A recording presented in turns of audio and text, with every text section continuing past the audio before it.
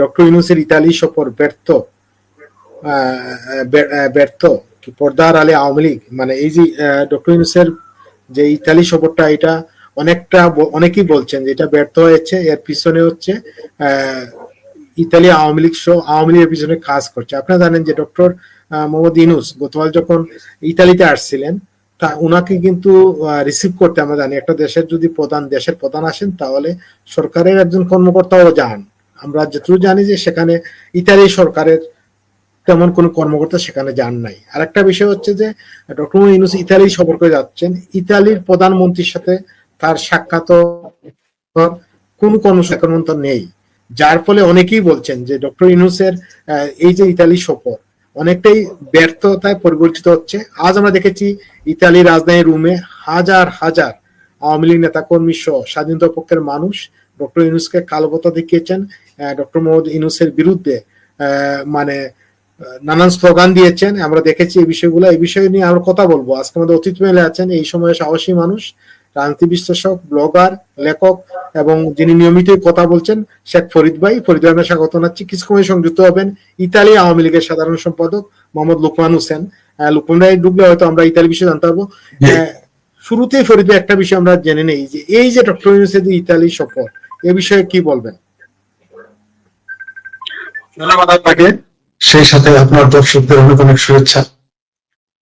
আপনি যেটা বললেন, মানে ওই ইউকে বলেন আর আমেরিকা বলেন, এই যে বাংলাদেশের প্রতিনিধি যারা প্রতিনিধিত্ব করার জন্য গিয়েছিলেন, সেটা যে কোনো কারণেই যায়, তাদের প্রোগ্রাম ওই দুইটাও যেমন ফ্লপ ছিল, ইতালির প্রোগ্রামটা সুপার ফ্লপ হয়ে গেছে। আপনি দৃশ্যগুলো দেখেছেন যে বাংলাদেশের রাষ্ট্রদূত ছাড়া, এমনকি যে এখানে তিনি বক্তব্য দিবেন, যে এখানে তিনি গিয়ে বক্তব্য দিবেন, তাদের একজনের প্রতিনিধি এখানে ছিল না। অথচ ছোট হোক, বড় হোক, ছলে হোক, বলে হোক, কৌশলে হোক, তিনি একটা দেশের প্রধানের পদ দখল করে আছেন।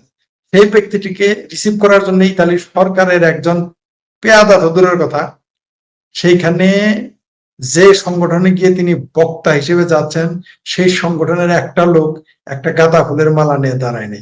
অথচ আমি শেখ ফরিদ, বাংলা পৃথিবীর যে কোনো এয়ারপোর্টে গেলে একজন লোক অন্তত দাঁড়ায় যে ফরিদ ভাই আসতেছে, একজনের লোক দাঁড়ায়, বিদেশি একজনের লোক দাঁড়ায়। আর সেইখানে এত বড় একজন ক্ষমতাধর ব্যক্তি গেল, তাকে রিসিভ করার জন্য একজন বিদেশি তো আসেই নাই, সরকারি কর্মকর্তা তো বহুত দূর কি পা। তবে এটা সবচেয়ে লজ্জার বিষয় যে এটা যদি শুধুমাত্র ডক্টর ইউনূসের অপমান হতো, আমাদের কথা ছিল না। এটা যদি শুধুমাত্র একজন নোবেল লরিয়েট অপমানিত হতো, আমাদের কথা ছিল না। এটা যদি শুধুমাত্র একজন আদম ব্যাপারী বা গ্রামীণ ব্যাংকের এমডি লজ্জা পেত, অপমানিত হতো, আমাদের কথা ছিল না। কিন্তু এখন আমি তাকে মানি না, আপনি জানেন, কিন্তু মানি না মানি তিনি আমার দেশের প্রধান। তিনি যখন গিয়ে কোথাও অপদস্থ হন, ছোট হন, মূলত তিনি তখন আমার দেশকে ছোট করেন। তার এই কারণে আমার দেশের ভাবমূর্তি না, শুধু ভাব ও মূর্তি দুটোই ধ্বংস হয়ে গেছে। অবশ্য সে তো দেশ ধ্বংস করার জন্য এগুলো করতেছেন। সুতরাং দেশ ধ্বংস করতে যেহেতু এগুলো করতেছেন, তাহলে তার নিজের মান সম্মানের দিকে তাকানোর কোনো দরকার নেই। তবে ইতালির যে প্রোগ্রামটা আমরা যতটুকু এ পর্যন্ত জেনেছি, এখন পর্যন্ত আন্ডা মেরেছে, ডিম মেরেছে, জুতা মেরেছে শুনি নাই। কিন্তু যে বেজ্জতি এখন হয়ে গেছে, বিদেশিরা বুঝতে পেরেছে যে এই ডক্টর ইউনূসের সাথে না দেশের জনগণ আছে, না বিদেশি কোনো শক্তি আর আছে। আপনি প্রথমে কিন্তু অনেকেই এই যারা ইউকেতে বা আমেরিকায় প্রতিবাদ করলো তার আগমন উপলক্ষে, অনেকে এগুলো আন্দোলনকে হাসাহাসি মনে করেছে, কিন্তু না, কোনো আন্দোলন বিফলে যায় না। আপনি দেখতে পেলেন যে আন্দোলনের ফসল কিন্তু দুই জায়গায় তারা মাত্র আন্দোলন করেছে, আমেরিকা আর ইউকেতে। দেখেন ফলাফল কিন্তু তারা ইতালিতে পেয়ে গেল। কি পেয়ে গেল? যে একটা সরকারি কর্মকর্তা নাই, একটা যেখানে সে বক্তব্য দিবে সেখান থেকে একজন লোক তাকে রিসিভ করে নেই।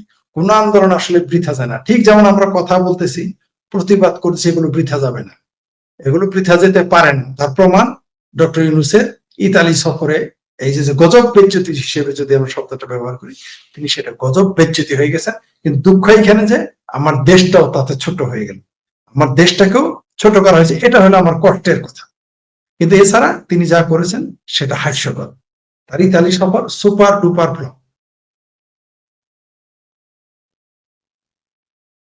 হ্যাঁ, ফরিদ ভাই, একটা বিষয়ে মানে অবাক লাগে, ডক্টর ইউনূস গত 14 মাসে সম্ভবত 12 বারই মানে বিদেশ সফর করেছেন। মানে এটা অবাক লাগে যে অনেক জায়গায় উনি, হ্যাঁ, অনেক জায়গায় উনি মানে সব জায়গায় যাওয়ার চেষ্টা করছেন, সবার সাথে যোগাযোগ করার চেষ্টা করতেছেন, কিন্তু কেউ সাড়া দিচ্ছে না। আমরা কিন্তু এই ডক্টর ইউনূস উপদেষ্টা, প্রধান উপদেষ্টা হওয়ার আগে আমরা জানতাম তার একটা বিরাট লিঙ্ক আপ আছে সারা পৃথিবী জুড়ে, কিন্তু এখন একটা কাজ হচ্ছে না। এর কারণটা কি? এর পিছনে কি কারণ থাকতে পারে? পেছনের যে কারণ, এর আগেও আপনার চ্যানেলও বলেছি যে কামলার কাছে কিন্তু কেউ মেয়ে বিয়ে দেয় না। কামলাকে পিঠে থাপ্পড় দিতে পারে, শাবাশি দিতে পারে, কামলারে বহুত পুরস্কার দিতে পারে, কিন্তু কামলার কাছে কেউ মেয়ে বিয়ে দেয় না। কামলার পোলার কামলার মেয়েরও নিজের ঘরের কামলারে কেউ বিয়েও বানায় না। তো এই কারণে ডক্টর ইউনূস তো আসলে, আমরা যদি বলি যেটা একাডেমিক ভাষায় হলো গোলাম বা দাস, সেটা আমাদের ভাষায় কামলা বলছে। সে তো বিদেশিদের কামলা দিছে, সে তো বহিঃশত্রু এবং বহিঃশক্তিকে সে কামলা দিয়েছে বাংলাদেশকে তাদের হাতে তুলে দেওয়ার জন্য। তার সর্বশেষ প্রমাণ দেখলাম 30 বছরের জন্য বিদেশি কোম্পানির হাতে চলে যাচ্ছে আমাদের বন্দরগুলো। শুনেছি 3টা টার্মিনালও চলে যাবে। তো পুরো দেশটাই যখন তুলে দিয়েছে, তখন টার্মিনাল আর বন্দর নিয়ে বা যে কোনো করিডোর নিয়ে আর কি বলবো আমরা, তাই না? তো আপনি যেটা বললেন, তাকে আরেকটা কারণে তাকে গুরুত্ব দিচ্ছে না বা তাকে আর সম্মান দিচ্ছে না বহির্বিশ্ব। কারণ বহির্বিশ্বের একটা ধারণা ছিল ডক্টর ইউনূস বাংলাদেশে খুব গ্রহণযোগ্য, তাকে মানুষ ওয়েলকাম জানাবে। কিন্তু তারা দেখতে পারতেছে যে ডক্টর ইউনূস আসলে গতানুগতিক রাজনীতির বাইরে তিনি উঠতে তো পারেন নাই, বরং তিনি গতানুগতিক রাজনীতি করে দেশটাকে ডুবিয়েছেন, গণতন্ত্র ডুবিয়েছেন, সাম্প্রদায়িক সম্প্রীতি ডুবিয়েছেন, প্রগতি ডুবিয়েছেন, সংবিধান ডুবিয়েছেন। এটা বিদেশিরা বুঝে গেছে। আর বিদেশিরা তো আপনার পক্ষে ততক্ষণ থাকবে যতক্ষণ আপনার মিনিমাম একটা গ্রহণযোগ্যতা থাকবে। আপনার তো গ্রহণযোগ্যতাই নাই, যেখানে বিদেশে গেলে ডিম মারে, আন্ডা দিয়ে ঢেলায়। আচ্ছা, আমি আপনার এখানে আলোচক হিসেবে আসি, আপনি আর আমি একসাথে গেলে আমার গায়ে যদি কেউ ডিম ডিম ছুঁড়ে মারে, ওটা তো আপনার গায়ে যাবে। আপনি তো তখন এটাকে নিজের নিতে হবে, দায়িত্ব নিতে হবে, তাই না? কিন্তু জি, এখন আপনি যদি বলেন কি হয়েছে, তাই সেই ফরিদের গায়ে তো ডিম মারছে, আমার তো কিছু হয় নাই। তো এগুলো তো মানুষ বুঝে ফেলছে এখন। বহির্বিশ্ব এটা দেখেছে যে হাজার হাজার মানুষ, ইউনূস মনে করে, জামাত মনে করে, ওয়াকার সাহেব মনে করে যে আমরা বাংলাদেশে এত কিছু করছি, কেউ বোধহয় কোনো খোঁজ রাখে না। মিডিয়া কোলাপস করে দিয়েছি, সংবাদপত্র দখলে নিয়েছি, টিভি ভবনগুলো দখলে নিয়েছি, বিদেশের খবর কে যাবে? না, খবর বাতাসের আগে এমনিই চলে। যখন এই দেশে মিডিয়া তো ছিল না, আপনার ছাত্র জীবনে একটা বিটিভি ছিল, তাই না? আমাদের ছাত্র জীবনে বিটিভি ছিল, আর তো কিছু ছিল না। কিন্তু আমরা কি খবর পাই নাই? ঢাকায় ওই অপরাজয় পাদদেশে কি হচ্ছে, টিএসসিতে কি হচ্ছে, তখন তো শাহবাগ বলতো না, তখন তো ঢাকা বিশ্ববিদ্যালয় কি হচ্ছে আমরা কি জানতাম না? কত মিনিট লাগতো? হায়েস্ট আধা ঘন্টা বা 1 ঘন্টা বা 2 ঘন্টা, সর্বোচ্চ না হয় 8-10 ঘন্টা। আমরা কিন্তু প্রপার খবরটা যাদের পাওয়ার তারা পেয়ে যেতাম। আমরা কি দেখি না এরশাদের সময় বেনামি ঠিকানা ছাড়া পত্রিকা বেরোইতো? আপনার তো মনে আছে, এরশাদের বিরুদ্ধে প্যারোডি করে করে পত্রিকা বেরোইতো, 1 পাতা 2 পাতা ট্যাবলেট বের করতো, সেগুলো ঢাকায় ছেপে আসতে লাগতো, আসতে যতক্ষণ দেরি ট্রেনে বা বাসে, তারপর তো আমরা পেয়ে যেতাম খবর। তো ডক্টর ইউনূস যদি মনে করে তিনি তার তিনি তার কি আগে তৃণমূল পথে রক্ত দিবে, যেমন দিবে না কি যেন চল, হ্যাঁ, তিনি যদি মনে করে যে এগুলো ক্ষিগত করে রাখছি, আর আমার যারা ক্ষয়ের খা আছে তারা আমার গুণগান গাইতেছে, বহির্বিশ্ব কিছু জানে না, এটা কি ঠিক?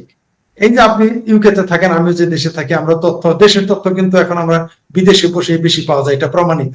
যেমন আমার মতো জেলা শহরে কি ঘটে ঢাকায় থেকে বেশি খবর পাইতাম, কিন্তু জেলা থাকতে ওটা জানতাম না।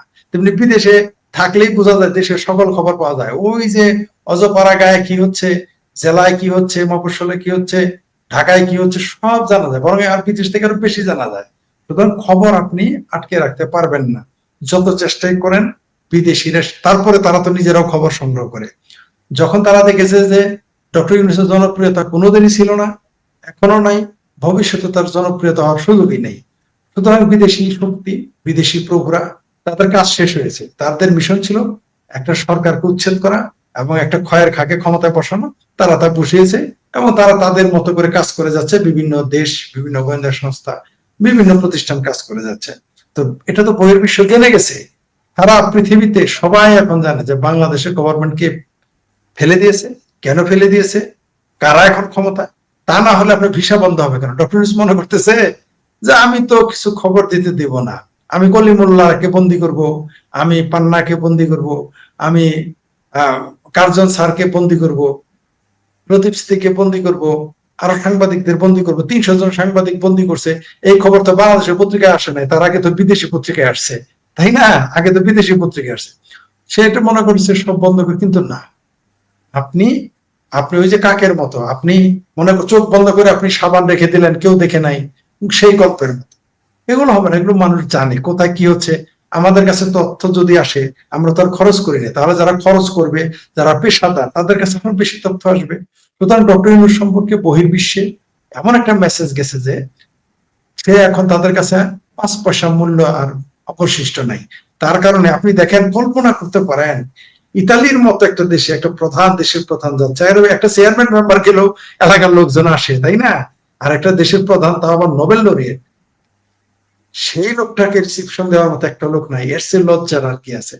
এই যে বন্দর দিয়ে দিচ্ছে, কয়দিন পরে শুনবো নদী দিয়ে দিচ্ছে, তারপর একদিন শুনবো যে জমিন দিয়ে দিতেছে, তারপর একদিন শুনবো সমুদ্রই দিয়ে দিছে। এগুলো আমরা শুনতে থাকবো, কিন্তু এখন আমাদের ভাই, ভরসা বাংলাদেশের। আপনি শুনতেছেন না, এখন তো ভিডিও দেখা যাচ্ছে। আজ একটা ভিডিও ভাইরাল হয়েছে, হ্যাঁ, আরাকান আরাকান আর্মিদের সাথে একজন বিডিআর আপনার মানে কথা শুনেছেন আপনি। এটা কি সম্ভব? বাংলাদেশের ভিতরে অস্ত্র নিয়ে বিডিআর তাদেরকে বুঝিয়ে দিচ্ছে। ভাই, আমরা কোন দেশে আছি? আরাকান আর্মিরা বাংলাদেশে এসে গান গায়, নাচে, অস্ত্র নিয়ে এসে। মানে এটা শুধু যদি ভারত আসতো, তাহলে এটা যদি ভারতের একটা সৈনিক আসতো, ভারতের বিএসএফ আসতো, তাহলে দেখতেন বাংলাদেশে এটা কত সমালোচনা, কত কলাম, কত আলোচনা আসতো। আপনি দেখেন, যেটা বলতেছিলাম তখন ভুলে গেছি, যে এই যে যে ইউনূস খবর গোপন রাখতে চাচ্ছে, তখন কিন্তু লাওস, ভিয়েতনাম, তারপর কম্বোডিয়া, বুঝতে পারছেন, কম্বোডিয়ার মতো দেশ কিন্তু বাংলাদেশে ভিসা বন্ধ করে দিচ্ছে। সবচেয়ে শুনলে আশ্চর্য হয়ে যাবেন, আমি এর মধ্যে আফ্রিকার একটা দেশে যেতে চেয়েছিলাম, যেখানে হলো ই ভিসা। ভাবলাম যে উন্নত বিশ্বে না দেখে দিক থেকে একটু ঘুরে আসি। আমি যখন ক্লিক করলাম, দেখি অপশন অফ, বাংলাদেশের ওই অপশনই অফ। ভাবলাম যে আমার নেটের সমস্যা। পরে আমি সেইখানে তাদের এম্বাসিতে ফোন করলাম, মানে তাদের দেশে, যে আমি বাংলাদেশে, আমি তোমার দেশে আসবো, আমার বোধহয় ওয়েবসাইট কাজ করতেছে না, আমার পরামর্শ দাও কিভাবে ভিসা নেবো। তোমাদের তো ভিসা এখন দেওয়া হবে না, আফ্রিকার দেশ ভিসা। এখন হয়তো কেউ বলবে এটা আমি এমনি বললাম, তাহলে আপনি আফ্রিকার দেশগুলোতে ফোন করে যে কেউ জিজ্ঞেস করতে পারেন যে আপনাকে ভিসা দেয় কিনা, প্রমাণ করতে পারেন। মানে আফ্রিকার দেশগুলো এখন ভিসা দেওয়া বন্ধ করছে। কারণ কি?